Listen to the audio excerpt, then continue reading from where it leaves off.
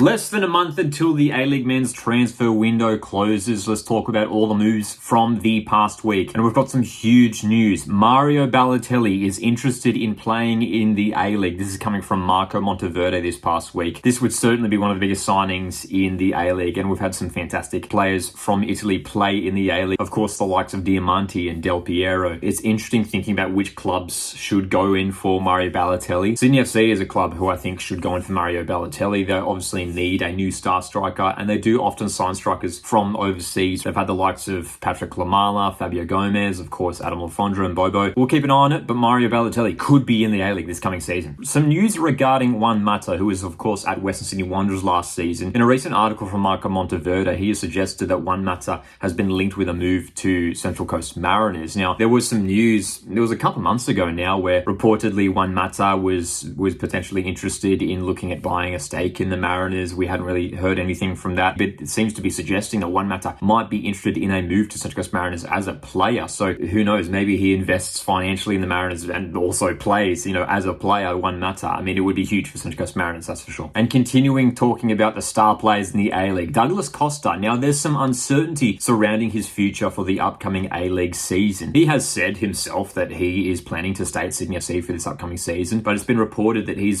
still over in Brazil, hasn't returned for pre-season at Sydney FC. Sydney FC head coach Tele has said himself that he's unsure about what's happening this coming season with Douglas Costa. Tele has gone as far to say that Sydney FC are preparing, different avenues if they are going to be without Costa. Maybe they do lose Douglas Costa, but Mario Balotelli comes in as that new star player leading the attack for the Sky Blues. Obviously two very different players. I mean, for Sydney FC fans, I'm sure it'd be great to see Balotelli and Douglas Costa lining up together. And sticking with Sydney FC, there's been plenty of talk around Leo Senna, who hasn't featured in their Australia Cup games this season. The Brazilian midfielder, who was good for them last year, did miss a few games with injury, but reportedly he could be cut loose by Sydney FC this season, not involved in the squad. He's still contracted for the upcoming season, but there is talk out of Sydney FC that he is not going to be involved for the upcoming campaign. So that's certainly an interesting one there at the Sky Blues as well. But Sydney FC this past week have announced the signing of Marcel Tisserand, the experienced central defender, arriving after he's played at a variety of leagues across Europe, spent time in Saudi Arabia recently as well, now coming over to Australia. And I think this is a key signing for the Sky Blues. Defence is an area of the park where Sydney really struggled in last season. They had so many star players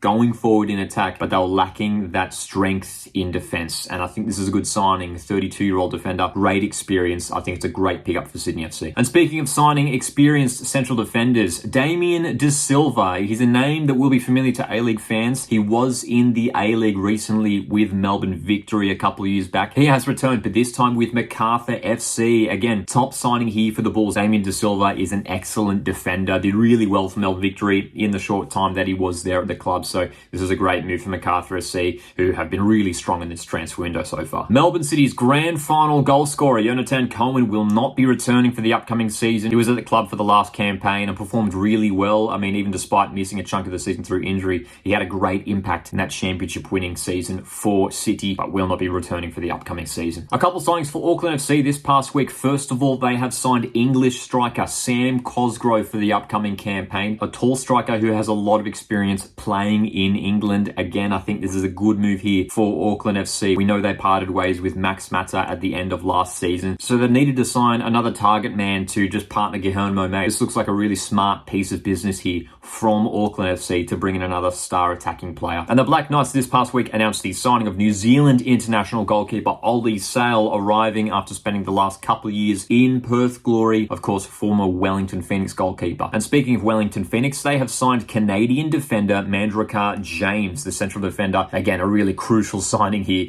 for another A-League club, because again, that defense was looking a little bit shaky for Wellington last season, especially now with the departure of Scott Wood. And so Mandrakar James, he will be a key figure in the back line, I'm sure, for Knicks this season. Adelaide United have signed experienced Dutch goalkeeper Joshua Smits. He'll be competing for that starting goalkeeper spot at the Reds alongside those two younger keepers, Ethan Cox and Max Vartuli. Western Sydney Wanderers youngster Marcus Younis has secured a permanent permanent transfer to Brøndby over in Denmark. An exciting move for Marcus Younes, who was over in Europe last season. Hopefully a big campaign and future coming up for Marcus Younes, but he has departed the Wanderers. Of course, there's been plenty of talk around Western United in recent times. In this past week from Michael Monteverde, he has indicated that Dylan Leonard, promising young defender, has been receiving interest from clubs in Europe. No surprise there. A fantastic season last campaign from Dylan Leonard. He's got enormous potential, so wouldn't be surprised if he does secure a move overseas soon. And this past week, Western United announced the departure of Jayden Kaczarski just barely 6 weeks after signing with the club. He has departed and joined Perth Glory. It's a shame that it obviously didn't work out with Western United and Jayden Kaczarski, but heading over to Perth Glory to partner Adam Taggart. I'm sure Kaczarski is really excited about this move. And Perth Glory this past week have confirmed the departures of Nikola Miljuznic, Ollie Sale and Tommy Machella. Shifting over to our A-League women's transfer news, and Canberra United have been busy announcing re-signings, and the top one is Michelle Heyman, the experienced Matilda striker, re-signing for the upcoming campaign. Really important deal, obviously, for Canberra. They have also announced the re-signing of Emma Robers, Bethany Gordon, Darcy Malone, and Tegan Bertolicio. 3 players re-signing at Melbourne Victory this past week: Holly Furphy, Alana Janchevski, and Sophia Sakalis. And in some surprise news, Brisbane Roar's Lainey Freya has announced her retirement from professional football after what was a fantastic season for her last time around, obviously being included in Matilda squads recently as well, but we wish her all the best going forward. Melbourne City this week have seen the departure of Lords Bosch, who is heading over to the NWSL. Sydney FC continue their busy rebuild for the upcoming campaign. Tori Temeth re-signing for the upcoming season. They have also announced the signing of 24-year-old central defender Madison Asen. More re-signings at Perth Glory as well. Tanika Lala, Ella Lincoln, Charlie Wainwright, and Ella Abdul Massi re-signing for the upcoming campaign. And finally, Western Sydney Wanderers have given a contract to Nikita Fazari for the upcoming campaign. This is a big piece of news for the Wanderers. Nikita is the first graduate from the Western Sydney Wanderers Girls Academy. And a little bit of news to talk about from abroad. Thanks to AusFootHQ on X4 sharing this information as well. Marco Tilio looks like he is finally